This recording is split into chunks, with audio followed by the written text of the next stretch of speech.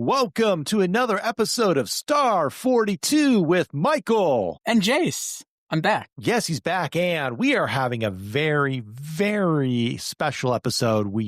Jace just wrapped up the Null Edge conference, and instead of waiting, we were like, let's just have a quick 20-minute episode, cover it, continue the momentum of the high of the conference. I spoke, for about a 15, 20-minute session. Jace, of course, did a lot of great stuff. I have my own thoughts with it, but Jace, first of all, first question, in your mind, was it a success? Yeah. I mean, obviously people made a bunch of connections based on the stats that Carlene gave at the closing talk. And if you missed it, it might be a few weeks until you can see it because I got to download the videos and stuff.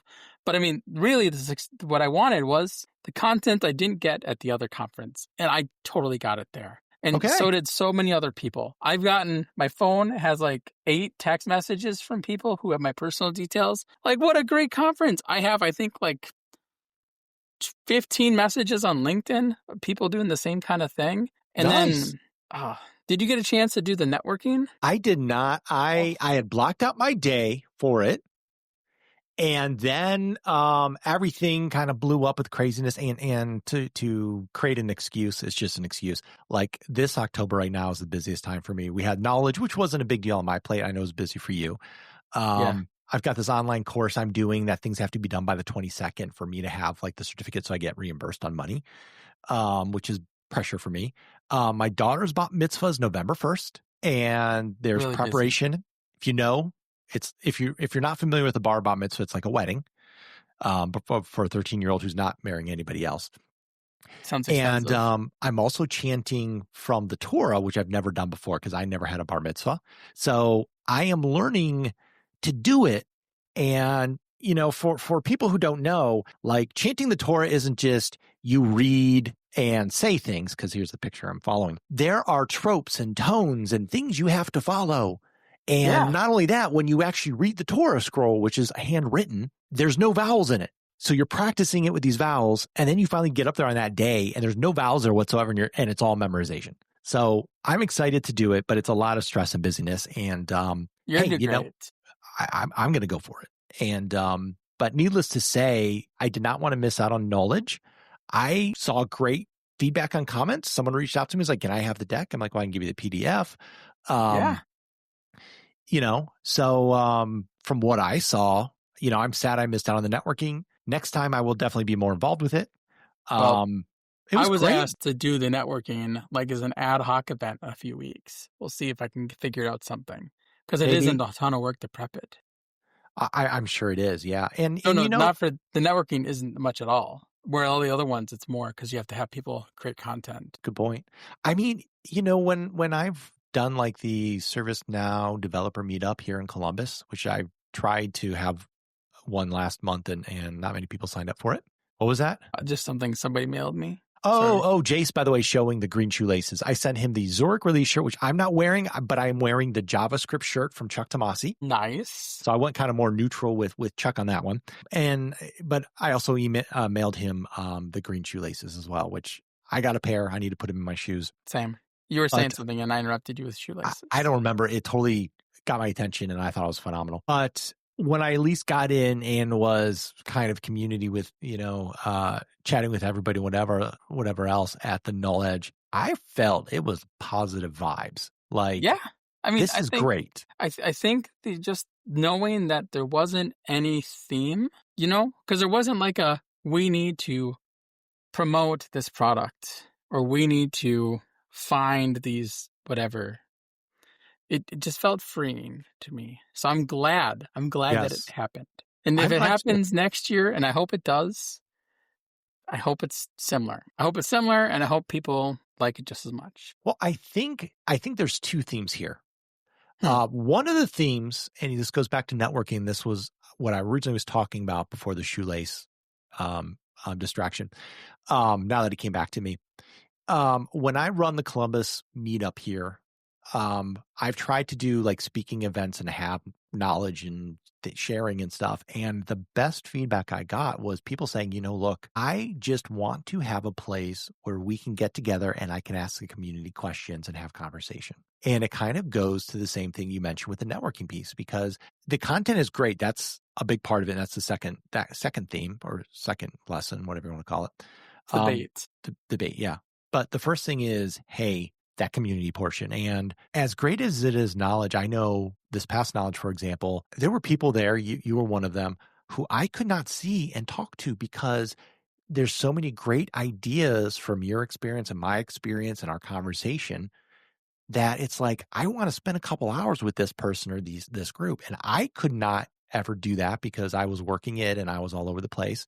And then once again, I'm going to say, look, I know a lot of people are like, wow, the Sphere with Gwen Stefani was awesome. But once again, it is not a good party if you want to network with people. You're kind of put into the section you're in. And if you want to party at the concert, great. It kind of feels like, you know how like going to a movie as a first date sounds like a great idea, but it's like one of the worst kind of You don't dates talk. you can do. Yeah. There's no talking. You have to have like a pre-date or a post-date then. Yes. Right? And like that doesn't always work. And I'm telling you, like, once again, well, Knowledge 12 to me was the best knowledge party. Bourbon Street, Fred Luddy was out, 3,000 people. But the other best. Wait, hold on. There was only 3,000 people at Knowledge 12? Yeah. So you're saying it's pre-IPO. You're saying that Null Edge was a third the size of Knowledge 12. Yes, which almost actually, half actually.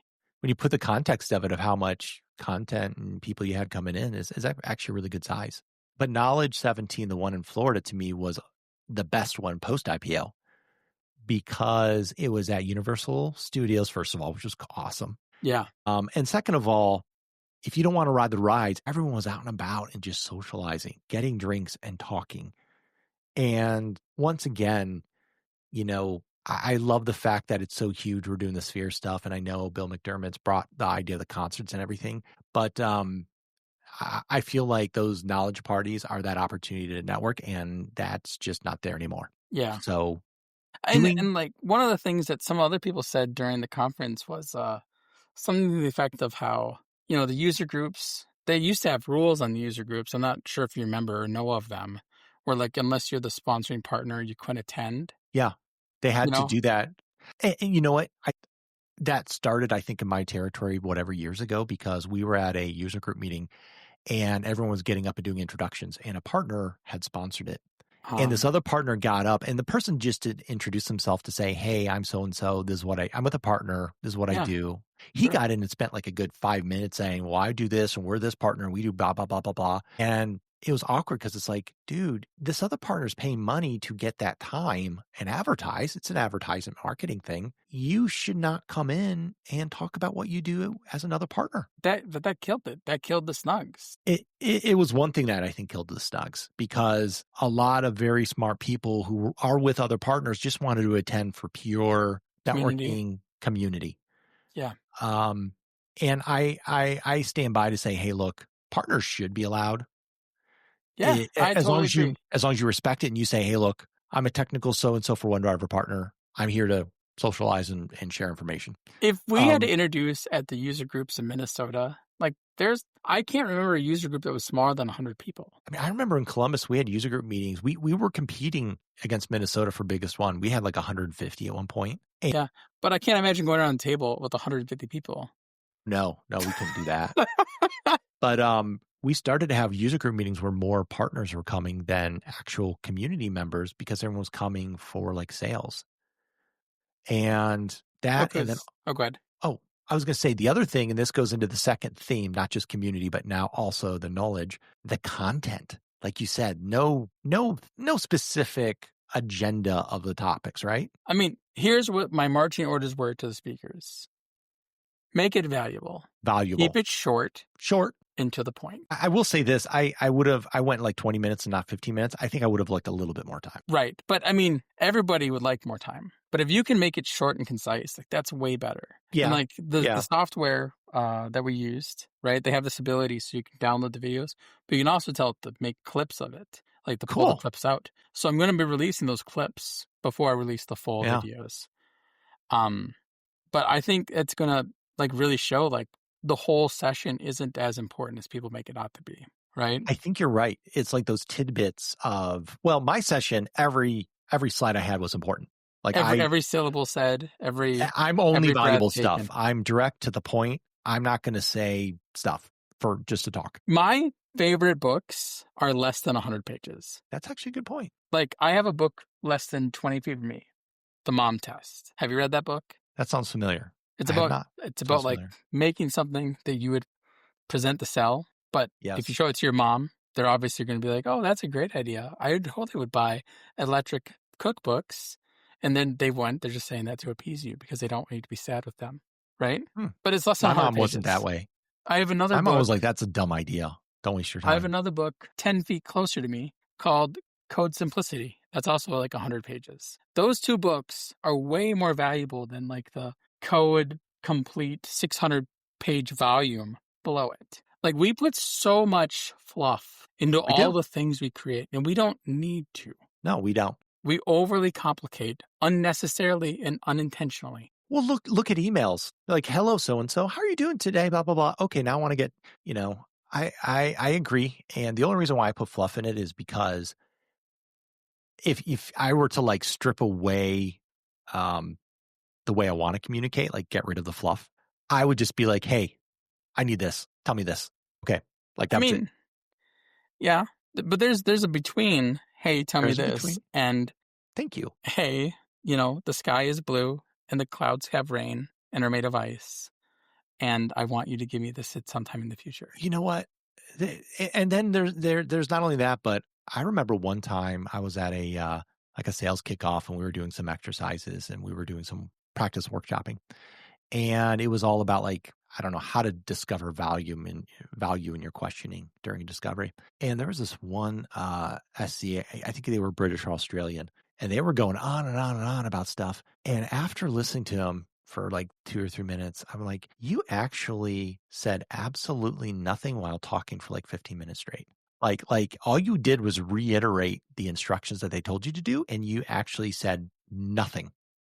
Is it kind of like that scene from there's an Adam Sandler movie where he goes back to school, and at the end, about Billy Madison? Billy Madison, is it at the end that one scene at the end? He does the whole question where he like, I don't know what his interaction is, but the principal gets on the speaker. We are dumber. Everyone here who listened to that nonsense you just said is dumber for just being here. Yeah, and maybe that's not that bad, but it did take time. Yes, you know what I mean.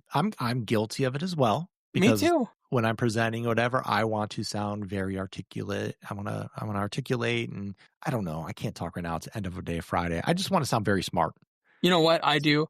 I'll wrap this up with AI. You ready? So when I want to one thing I want to call out real quick is the fact that you did not say have anything to do with AI in your presentations. And there was some AI stuff, but there was content that was not AI stuff, mine included. And that was nice because as much as I love the AI is the big stuff right now, this was a community-driven event that only focused on AI if really people really needed it, but it had a lot of other content to it. And I think when it comes to Knowledge 25, that was honestly one thing missing. It was almost like, can we please not have AI for some sessions here, people? Yeah, I mean, in my personal opinion, not reflective of my employer. I understand. You are a but I love AI stuff. You're right. You're walking a tightrope. Let me help you down from tightrope. We're tired of AI. I'm tired of AI. I use it, and I'm still tired of it. I don't need to be shown it every. Here's the one time thing. What I've noticed though is it doesn't seem like organizations are adopting it as quickly as you think they are. And I think Mark Benioff with Salesforce even said this, like AI is innovating faster than what people are adopting. Yeah, it is. And it goes, go ahead. And as I say, and the uses of it, where it's clever and makes sense, we'll see fast adoption. And where it isn't useful and it's not clever, it is not seeing fast adoption. I kind of disagree a little bit because I think there is a human element of some people, myself included, that are just a little slower to adopt change with different things that maybe we're not comfortable with. Sure. Yeah. But like, I don't know. I use Microsoft stuff at work. They use the AI stuff at my work with the AI things. And some of those features are phenomenal. And they're very useful and clever. Like their ability to take notes and catch you up if you come into a meeting late. Asking Copilot what emails did I miss when I was out on vacation or PTO last week? Or even just asking them yeah. to rephrase what some speaker just said, right? Because it has that transcription. And that's the best. Oh, yeah? The best was my account executive I work with, like, bugged me yesterday and was like, hey, did we have any follow-up items from this meeting we had with so-and-so, like, at the end of August? And of course, I'm like, oh, crap, what meeting? And I'm looking through my OneNote trying to find the meeting. And finally, I'm like, you know what? Let me ask Copilot. So I asked Copilot. Sure enough, stuff came up. I'm like, well, here's what you talked about follow-up. I'm like, oh, my God.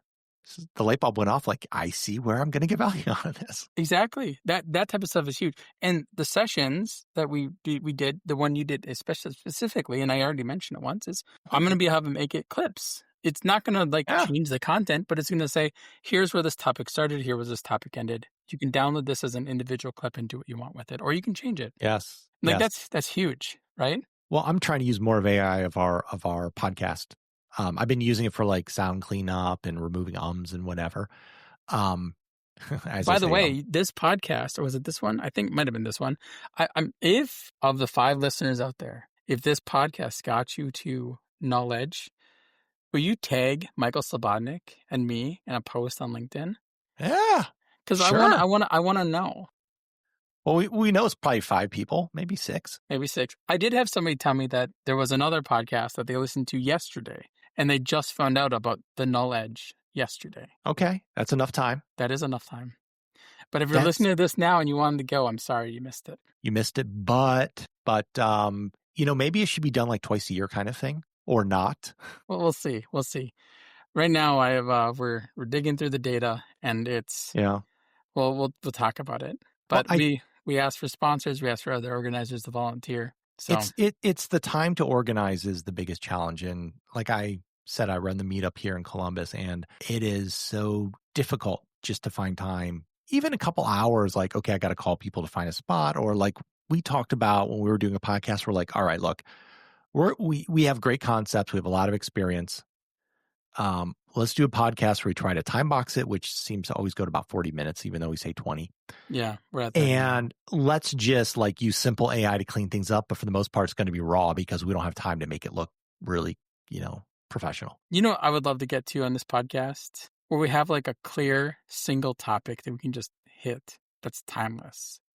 But that breaks what the purpose of this podcast is. Well, not necessarily. You can always think of it as, and I think of it this way, we can always have a topic that is the guiding principle of the conversation. Star, if you will. Yes, but we are always open to, going down rabbit holes of conversation related to it. All right. So we'll follow improv rules where there's no, just yes and. And also, since we're on this topic as well, because I know your time is going to be freed up and my time is going to be freed up in November, I would like to have more guests. Yeah, let's do it. I was just talking, I had coffee with guy I know, John Manor. He's now at Snow Fox. He's been in the ServiceNow. You know John. You worked with him. John used to own, what was the name of that co-founder Omnicare. of Maven Next. Maven Next, yes. And I worked with him at Omnicare. Which Omnicare went bankrupt recently. Did you know that? Omnicare was a subsidiary of CVS. Well, I think CVS probably shifted its debt to Omnicare and then had them go bankrupt. Like that's how these big businesses work now. But anyway, they recently went bankrupt. And I'm like, okay, well, hey, more whatever. But John Manor, I was just having coffee with him. I'm like, dude, we should have you on because it is always great to get another point of view. Just like we had Chuck Tomasi on. We had Jason Rosenfeld on. Who knows? Maybe we'll get El Cordova on at one point. Maybe. Who'd be fun to catch up with? I can't think of his name. I mean, we could ask him. The thing with Bill is you have to know like what to bring up, right? You have to, I almost feel like I'd want to steer the conversation.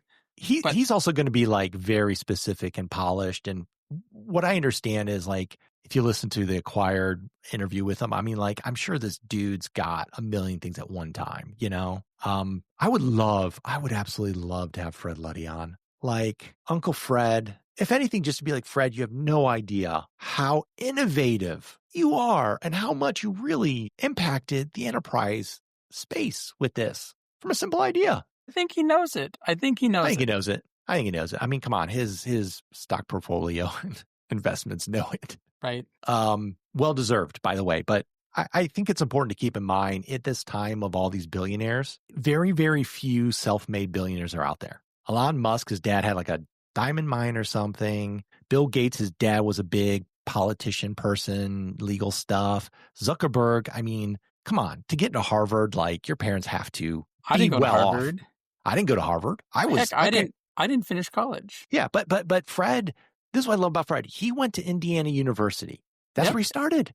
Yep, and then now they have a named area after him. Yeah, and Jensen Huang was another guy. Like his parents shipped him to some school overseas here in the U.S. That was actually a boarding school for like kids with disciplinary issues at 9. His LinkedIn history is funny. Yeah, and so during this time of crazy billionaires we always hear about, to me, Fred Luddy is like one of the true smart, passionate, empathetic, just nice guys. And I would love to have him on the podcast. That's all I'm saying. I would too. You know, you remember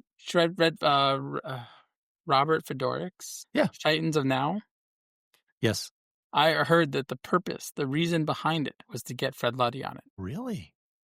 Okay. But it never happened. You know what? We could probably maybe start with like someone in the Fred group, like Mark O'Donnell or someone. I mean, we could talk to a ton of people. There's so many people. I have a bunch of connections to a lot of them now. I think it's very interesting. You know what I think is almost more interesting than Fred? All the people who started the companies that have been acquired by ServiceNow. Oh my God, that's a good one. Like Bose Hecht from 8Flow, who made SkyGraph. Well, I know Josh Russ from SkyGiraffe at 8Flow. Yeah, he was easily. You know, we should have Josh on. But the stuff he's doing is great. I was reworking my blog last night, looking at my acquisition because I have some posts on acquisitions. Yeah. And I was kind of like, I need to rewrite these because they feel like AI junk, but they still have good notes in them. But the founder of Serenity, he also founded Interis with somebody named Morgan. Interis was acquired by ServiceNow and was built into GRC. That's where GRC came from for ServiceNow. Oh, well, I know we had customers who were using ServiceNow for GRC activities prior to an actual product. Okay. Yeah, so in Interis, they had their own set of products. No, but I thought GRC was out before Interis. Like if they did, they scrapped it and moved to Interis's version. Maybe. I have to ask Scott Ferguson. He'll know. Scott would know. You could have Scott on. Let's have Scott on. Or John Cunningham. Any of the Omnicare folks. Oh, John is such a smart guy. Tim Deniston, he was messaging me today. Yep, I was on there. He was saying something about negative about Flow Designer, and I'm like, dude, not listening to you on this one. Man, do not listen to Tim Woodruff's talk when that gets posted. You will be unhappy. You know what? I'm not going to be unhappy about it. I know his point of view, and I there's a lot I agree with. Once again, there's a lot I agree with, but at the same time, it's like, look, dude, don't bring the negative waves. Understand this is the direction, and there are some good reasons for this direction. Yes, and you have to go with it, and that's okay. Yes. Well, Michael Slobodnik, I want to tell you, thank you. You're an amazing human. I appreciate you, and I'm glad to spend this Friday afternoon with you after Knowledge. Yes. And congratulations on a successful event. Yeah. I mean, I guess I should have probably had measures of success to call it successful, but I'm going to say it was successful because I felt it went well. To me, that's all that matters. Just pulling it off is your number one measure of success for the first time of anything. Yeah. You did it. Awesome. And for those who are listening, when this gets published, probably in 2 weeks, because I'm always behind, I'm going to try to do that faster. But I always say that, though. It's okay. The Null Edge, I think everything's recorded, right? People will be able to watch some of it at one point. They will. I have to download it all first and then upload it again. But once I do that, I'll have it. So expect probably 2 weeks before. I was saying 2 weeks until the full videos, but it might be a little bit longer. It'll be a few weeks for all the videos to be entirely up. Okay. And before we sign off, I just want to ask this one thing. What was the biggest lesson you personally learned through this whole experience? You don't know what you don't know until you get in it. Okay. I thought it'd be easier on the day of because we did all the prep. And on the day of, I was still balancing boats and bowls. I was like, oh my gosh, everything's going to fall off everywhere.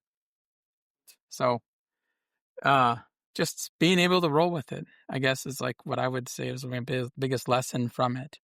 Okay. If you're talking about specifically from sessions, Mike Roberts was dropping huge bombs for people new to the industry in ways that I never considered. Okay. Well, good. So lesson for everyone out there. If you're thinking about an event, or maybe you're just like, God, why are these people so disorganized? Remember, it's a lot of work.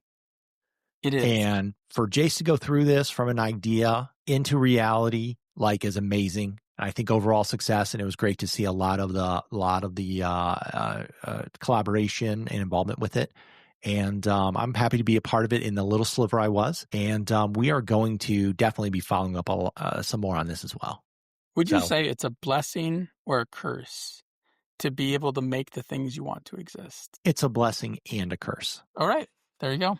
You know what? It is like Knowledge, for example, where I'm now putting together submission ideas and whatever and trying to get more coworkers there. And at the end of this past Knowledge, I tell my wife, I think I'm done for Knowledge for a while. It's too much. Now here I am doing it again. And I'm like,